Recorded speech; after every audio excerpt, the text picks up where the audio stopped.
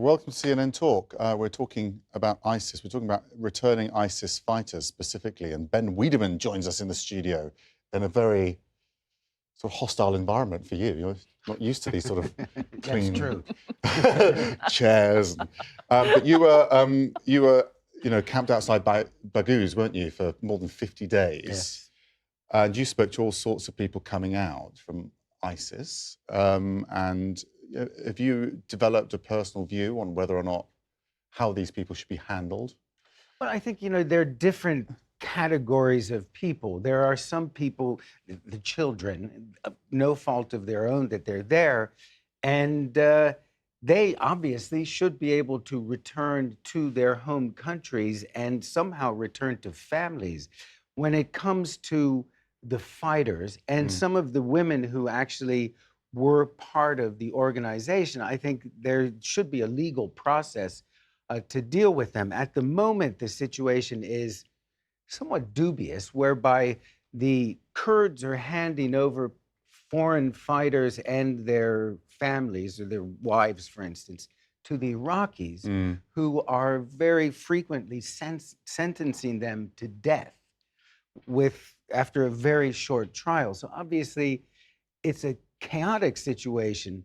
The Kurds in Syria just don't have the resources to deal with these people. So they're trying to find these halfway solutions, which are not solutions at all. But there are people, this part of the world, you actually see that as a perfectly legitimate solution. Well, France, in fact, allows its citizens to be tried in this way in Iraq. And I think they're certainly popular. And the reason, I think, is that popular opinion is very much against anyone who goes and joins ISIS from returning. I think differentiation is going to be difficult, both because it's such a visceral thing. People feel that you've gone and joined a terrorist organization, and the kind of nuances that Ben is painting around whether you were radicalized, whether maybe you were coerced, maybe you were whatever it is. I think it's hard when you're looking at, such a terrorist organization. They have, in a sense, you can understand why public opinion is that way. And also the other thing to remember is where there have been public inquiries, such as in this country, it's very difficult to establish who actually did fighting and who were actually, not at fault, as it were. And so there's a fear that those who do come back, they're radicalized, you can't establish what they've done, and you may just be laying the groundwork for other problems here when they have the networks back home. So you can I think we can all understand it's not an ideal situation. There has to be a legal process, but public opinion, I would say, is very much pushing against a lot of this. This idea that people could be made stateless because they have joined a terrorist organization. Do you have some sympathy for that process? I mean, I don't instinctively, and I can see why public opinion is as it is. However, my primary concern in this is that it seems to be, and what Ben's describing, is creating a very precarious security situation. And we know from Western security and intelligence agencies that this is now, while in the public mind, this has gone away and ISIS has been defeated, and there is this moral maze question about what happens to the thousands of people who are in the camps. There's a very real live issue in terms of the threat outside the area and in Europe, particularly this summer. We've already seen what happened with the attack in Sri Lanka, and I think we should be as much concerned about that if there are thousands of people involved in this process, you only need 100 or so acting outside the Middle East, acting in Europe or elsewhere, to do a lot of damage. So I think we're in danger of thinking that this is a problem that's been solved, that is a nice little moral dilemma for us in the West to play with. I think it is a very real and live security.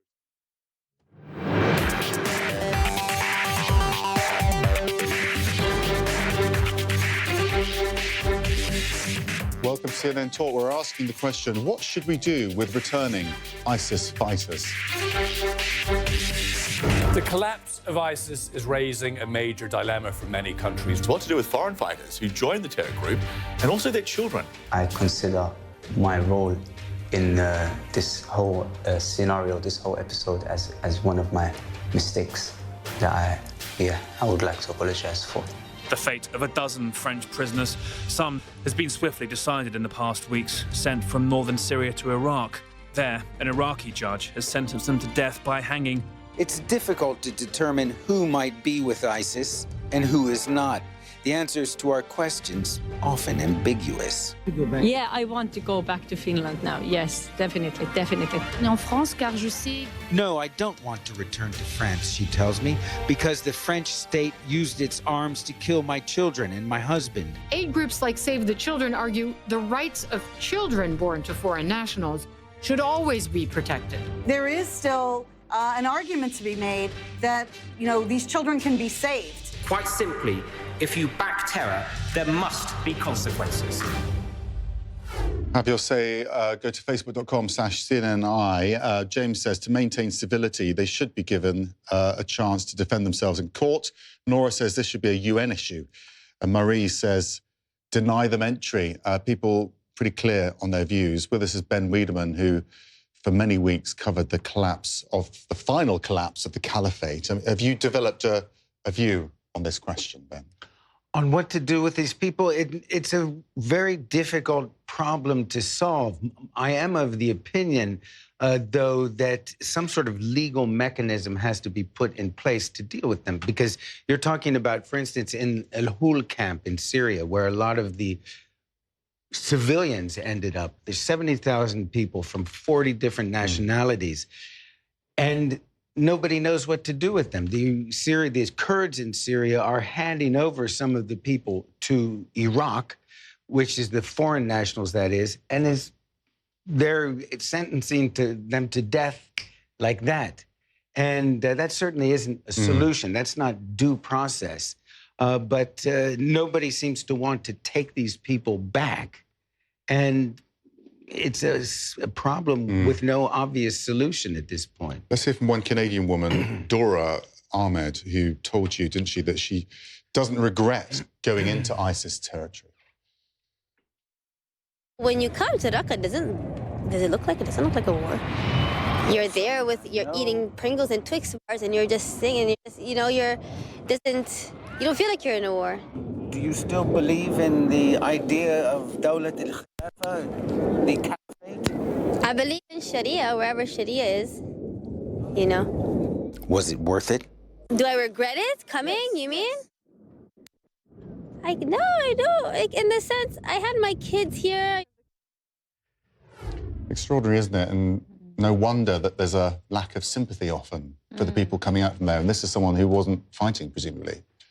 Yes, I think this is why this issue is so difficult, because obviously, yes, there should be due process. You need to have consequences for the actions that you take. And actually, whether or not they regret their actions, I would have thought would have played into it. And actually, it was interesting to hear this Canadian woman talking to Ben, because one of the challenges with women in the ISIS is that some were fighters, but some were not. Some were indeed coerced or radicalized. So the consequences should be commensurate with their actions. But the challenge is how you, for one, establish their actions. Two, what kind of tribunal should be used to establish those actions. So, for instance, is it back in the home country where maybe the evidence is even harder to gain about what they did? Or is it in Iraq where the due process, for instance, includes the death penalty, something that this country, Britain, is actually fiercely against? Should it be, as one of your viewers on Facebook said, done by the UN? Well, the International Court,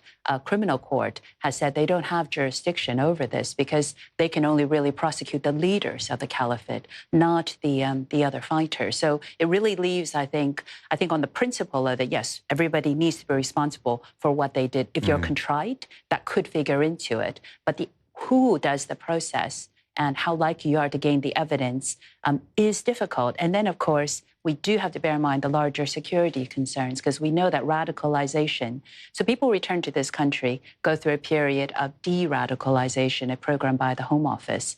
But there's always a security issue around people who have been part of a terrorist organization, the links that they might have. So there's also a wider security concern as well as the individual human rights. And if you there. allow them back into a sort of a robust political or judicial system, actually they are going to be released, a lot of them, aren't they? Because you're not going to get the evidence to convict them. Yeah, it's very complex, and I can completely understand the gut instinct of viewers, and particularly in the UK and in France, the anger that people feel when they watch clips like that, the person that Ben interviewed there. However, that's not really a sensible basis on which to try and make policy in terms of security and intelligence and defending ourselves. Something very dangerous has been created here.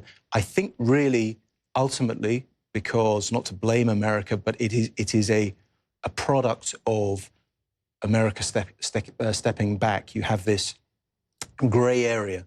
In normal circumstances, if the US had played a different role in where it was sort of half in and half out, wanting ISIS to fall, but encouraging others to do it, you might have, with a different president, have arrived at a situation where it was internationalized and that there was some impetus for some kind of war crimes hearing or some sort of legal due process internationally. But because America is reluctant to play that role and Russia has its own interests, which makes the UN ultimately useless in this case, what you have, nonetheless, is tens of thousands of people, and among them people who are trained fighters, possibly lying about what they did, and who knows where they will end up. And the major concern of the French and the British intelligence and security services is that this is a very real live threat in Europe in the coming years. So I think we have to be grown up about it, not just give in to the idea that we want this problem to go away by magic. It won't. I was hoping to bring up some numbers on the foreign fighters, but we can't. But the numbers are huge. Something like 2,000 ISIS fighters, aren't there? Well, it's more than that, because we need to focus also on the ones who are coming from the Middle East, from Asia and whatnot. And, it's reminiscent of the situation after the Afghan war in the 80s, where you had hundreds of people moving, several thousand, Egyptians, Algerians, Jordanians, and whatnot, coming back from that war. And for instance, in Algeria, what are known as the Arab Afghans came back and were part of the bloody civil war in Algeria during the 90s. And those were much smaller numbers. Now you have many more, 10 times perhaps, the number of returning fighters from this war against ISIS will eventually go home to their home countries.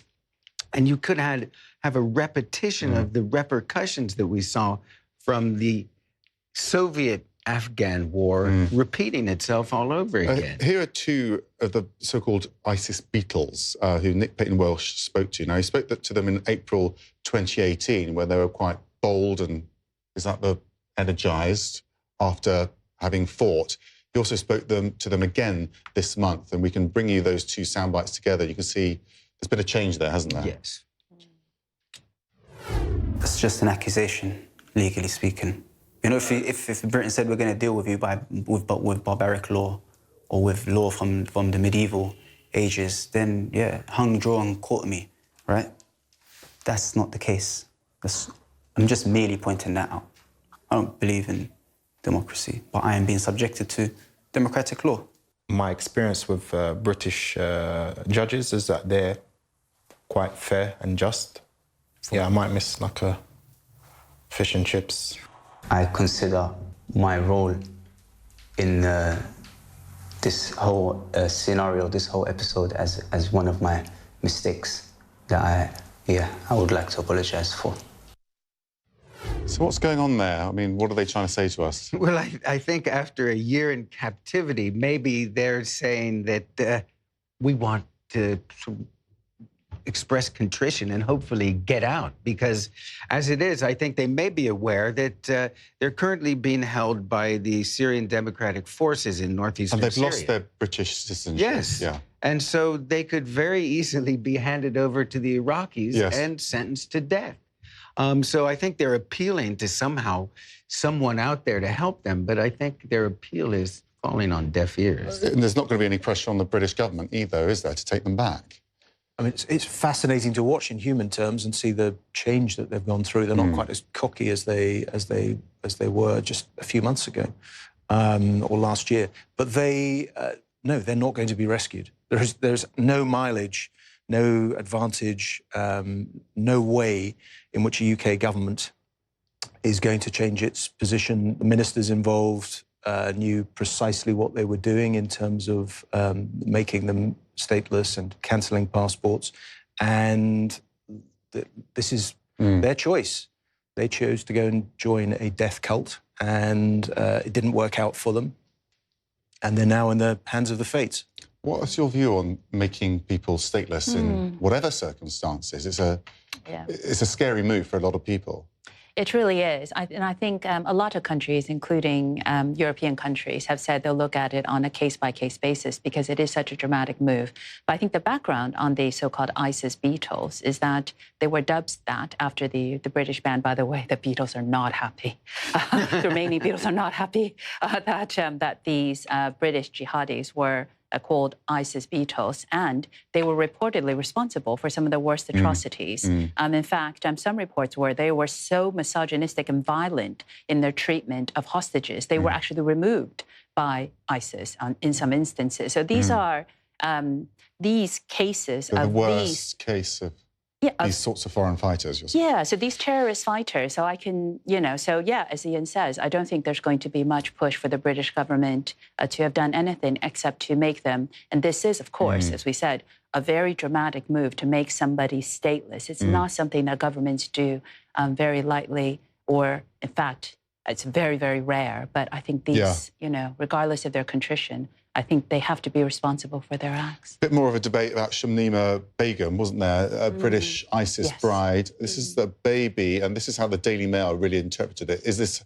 her little passport back to Britain? She, is accused of using her baby as a way to get back to the UK. The baby died. Yeah, it's a tragic case. But presumably you would say the baby should be allowed back. She shouldn't be allowed back. I mean, what's your view on that? Yes, and it's a more complex case. However, it's not equally. The parents are now pushing for the British government to do something, and essentially saying that it was the British state's fault, that it was the government is somehow responsible because she was radicalised, and that I think for most British taxpayers or voters hearing that will not feel... She was a child, though, wasn't she, when she was radicalised? Yeah, she was, but the primary responsibility is not the Home Secretary or the Prime Minister or other British taxpayers. It's the people taking the case. Yeah, well, it's the parents. Yeah. Would you agree with that? No, it's the parents. The state cannot control what people read and what. I think definitely it's the family that is ultimately responsible in this case. OK, we're just going to look at some of Ben's reporting from the region. Obviously, the caliphate is dead. Many people saying ISIS certainly isn't dead. But let's have a look at a moment of his reporting, which some of you may remember. If you can see here, at gunfire, it was hitting around the corner from us because there's a sniper in an ISIS building just 200 meters from where we are. So if we were to go around this corner here, we'd be exposed to that sniper.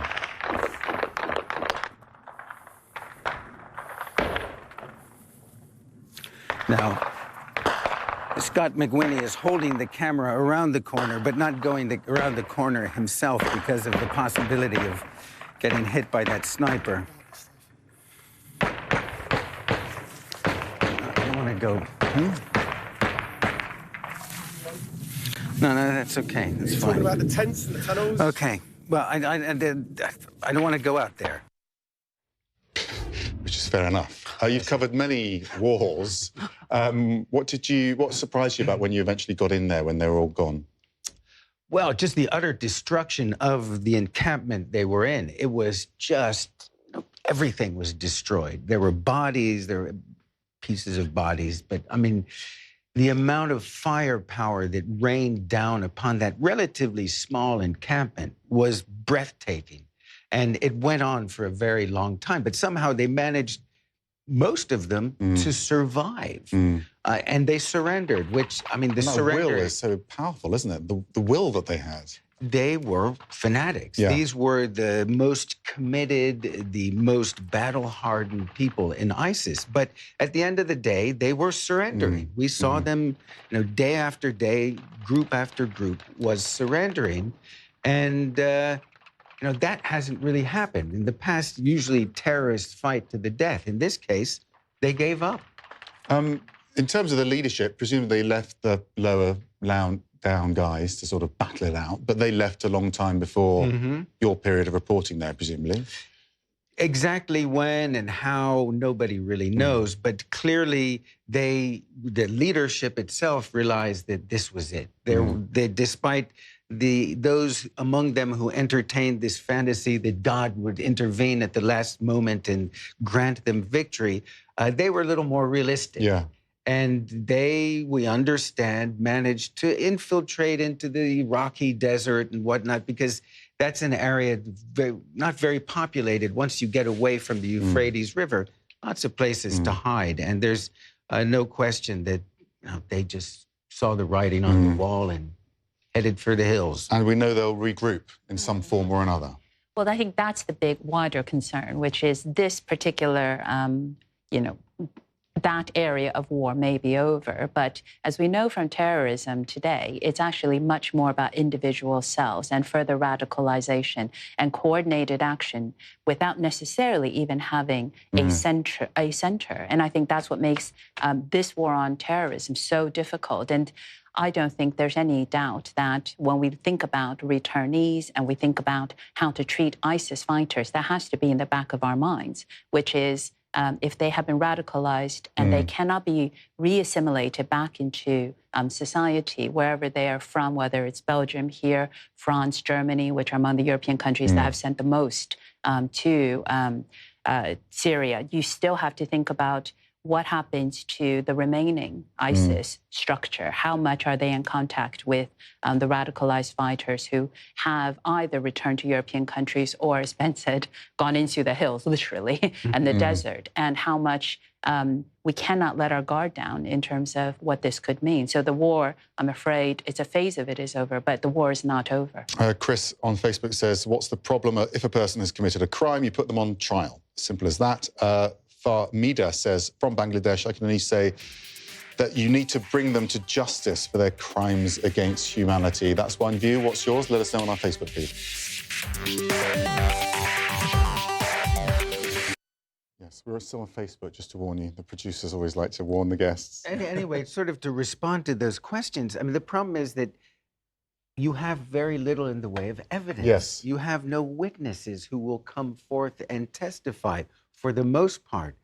And so as much as, people want the course of justice to be followed, what evidence do you have? And so if you put them on trial without any evidence, they will be found innocent and be freed. It was difficult enough in Western Europe, or with the German army as it retreated in 1945. It was difficult enough there, even with a very clearly defined command structure and a system that was built on record taking. Yes. Even there, it was possible for people to disappear into the civilian population, to lie, to accuse other people of having committed war crimes. So, and that was then pieced together, involving an enormous international effort. Nuremberg was only the first installment of that, and that was incredibly difficult to do. Here you have something which is, it is an organization, but it's not an organization in the conventional military sense or with a civilian structures, so it's very difficult to track. So where are these people precisely? So we're going to be dealing with this. You said it's the next phase of a long war. It is.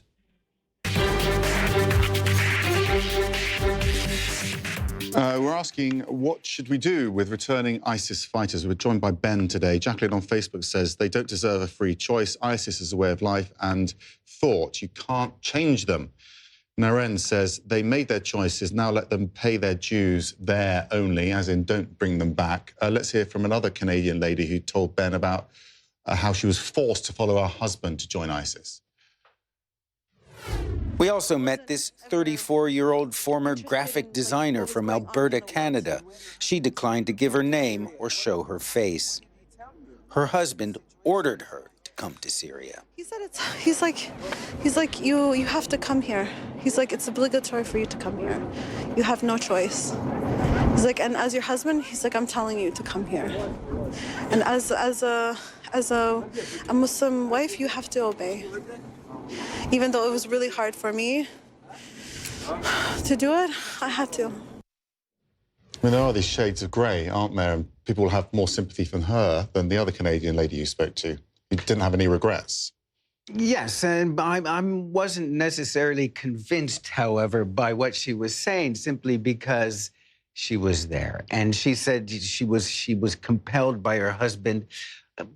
My wife would not put up with that sort of nonsense from me. And so I'm not altogether convinced that she's actually telling the truth. And what we saw when we were there was oftentimes people would say, oh, I was forced, and I was tricked. One man told me, he was from Bosnia, he said, I just came here looking for a job. And, it's nonsense.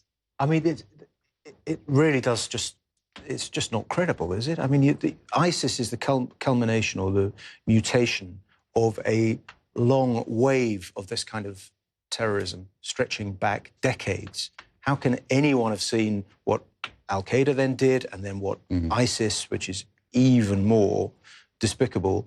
You can't possibly, I mean, anyone who owns a television or anyone who, with any sentience, can surely have seen that when someone said to them, "You got to come to this. It's going to be come to this. It's going to be great. It's like a holiday camp." It's possible a few people were idiots or were educationally incapable of grasping it. But beyond that, someone who is, I think you said she was a graphic designer working in Canada, someone who says, "My husband forced me to do this. I didn't know what it was about," can't have been watching the news. But that for 20 sort of years. narrative probably would work, wouldn't it, in a Western court where there is no evidence to contradict her? Well, I think this is exactly the challenge. So Ben had the first-hand account, and you found her account to be perhaps less than truthful. So imagine now, several months, if not years later, sitting in a court where You're innocent until proven guilty. Exactly. The presumption is with you. Yes. How would you reconstruct any of the evidence around whether or not she was in an abusive domestic brainwashed situation where she felt she couldn't leave? Because we do know that happens with some families. Or she really is a strategic, believes in the cause, went there to support her husband.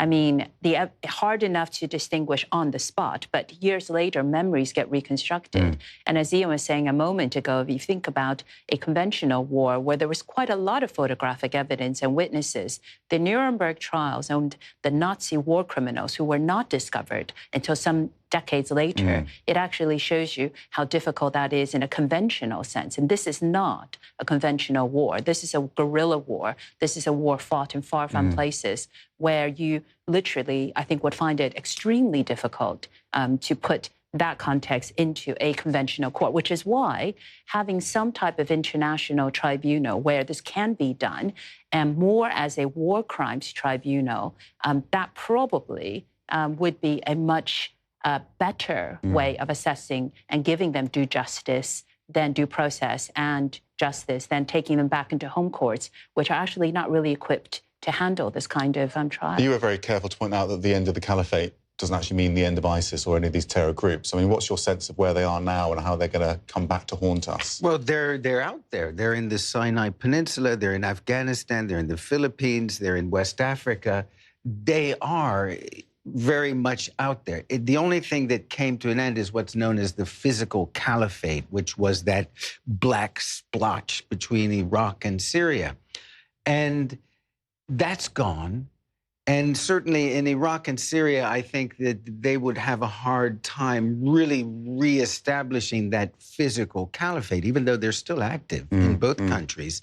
But ISIS as an idea, as a terrorist organization, took a hit, but it's still out there. And it does arguably make, you know, Western countries more vulnerable, doesn't it? If they're existing in cells and on the internet. It does. I mean, a lot has been learnt since the birth and death of the caliphate. And cooperation, for example, between the British and the French has got much closer than it was.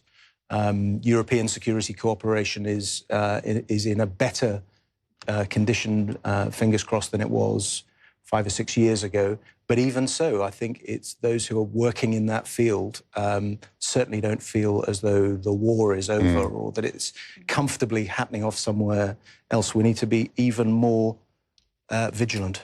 And I guess the other thing, I suppose, if we wanted to sit back and reflect, is that we do have to look harder at the radicalization within Western countries. That's one of the strong reasons to make sure that the returnees are given due process, because you don't want to further radicalize, because some of them have left because of disillusionment with Western society. So I think that's also one of, by the way, the hardest things to do, which is to assimilate, but respect the cultural differences of people from different walks of life. Fabrice on Facebook says, before being ISIS fighters, they are humans. Take them back and put them through rehabilitation. And Catherine, though, says they gave up their rights when they joined ISIS. It's a difficult decision as to what to do with them. Try them and punish them accordingly. If only it were so simple. Ben, thank you for joining us. My pleasure. Do listen again by going to Apple Podcasts and looking up CNN Talk.